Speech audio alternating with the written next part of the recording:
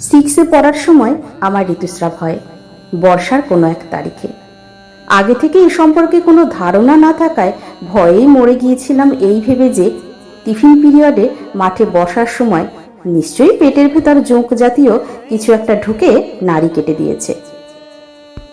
আমি বরাবর মামাদের লাগোয়া, তাই দৌড়ে মাকে পাশ কাটিয়ে মাসুমের মানে আমার মামার কাছে যেয়ে বললাম, আমি তো কিছুক্ষণের মধ্যে মারা যাবো রে মামা। মামা সবটা শুনে আমাকে মায়ের কাছে নিয়ে গিয়েছিল। মা পুরো বিষয়টা বুঝিয়ে বলল, আর আমি মাসুমের কোলে বসে শুনলাম। এখানে গুরুত্বপূর্ণ বিষয় হলো, মা কথাগুলো বলার সময় মামা সামনেই ছিল। আমাদের পরিবারটা এমনই। বিয়ের আগে স্যানিটারি প্যাড আনার জন্য মামাদেরকেই বেশি বলতাম। 7 মামার ভেতর 4 জনের ওষুধের দোকান। ওরা দোকান থেকে আসার সময় নিয়ে আসতো। ওই দিনগুলো নিশানের ছোট মামা আর কি, ওর সাথে সাইকেল চালানোর সময় ও একটু আস্তে চালাতো, আমার সাথে তাল মেলাতো।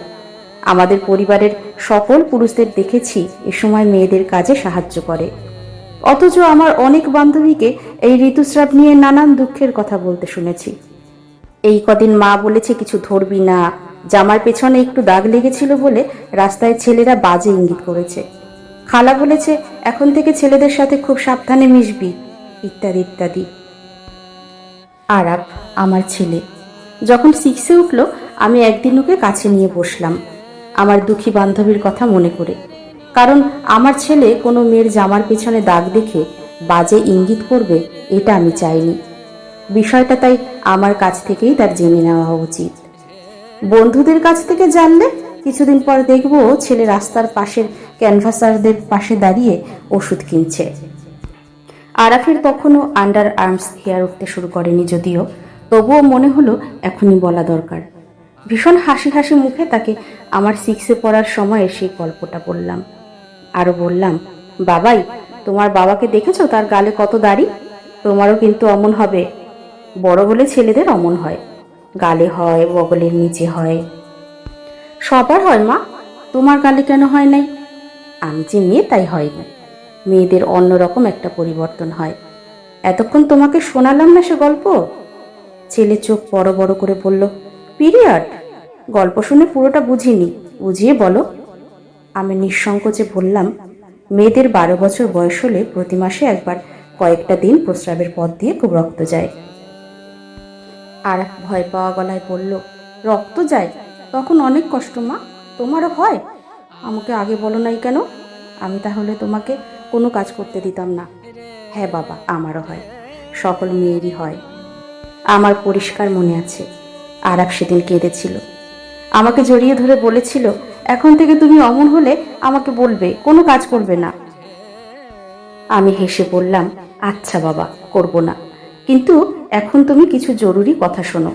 বলো মা, তোমার স্কুলে তোমার কোনো বান্ধবীরও নিশ্চয়ই এমন হয়েছে বা হবে। তাদের জামাতে কখনো লাল রক্তের দাগ দেখলে তুমি কি করবে? আমি ওদেরও কোনো কাজ করতে দেব না, ক্যান্টিন থেকে টিফিনও এনে দেবো মা। সেটা তো করতেই পারো, কিন্তু অন্য বন্ধুরা যদি এটা নিয়ে কোনো দুষ্টামি করে, তাহলে তাদেরকে আমি তোমাকে যা বলেছি সেটা বলবে, বলবে তাদের মামনিরও এটা হয়। এটা খুব স্বাভাবিক একটা বিষয়।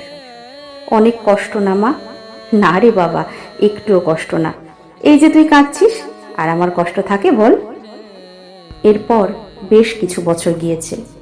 আরাফ এখনো ওই দিনগুলোতে আলাদা করে আমার খোঁজ নেয়। ধ্রুব এবার 5-এ পড়ে। সামনের বছর আমি আর আরাফ একসাথে তাকে বিষয়টা জানাবো।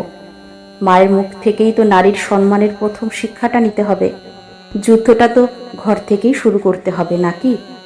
একজন আরাফ, একজন ধ্রুব, একজন মাসুম, নিশান একদিন এ দেশটা বদলে দেবে, কিন্তু শুরুটা ঘর থেকেই করতে হবে।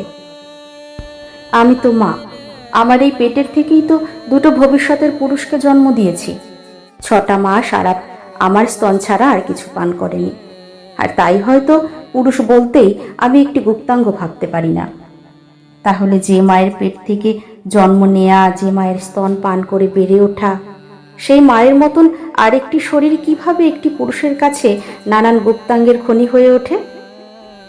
আপনার সন্তানটিকে তাই আপনি পুরুষ হবার আগে মানুষ করে তুলুন।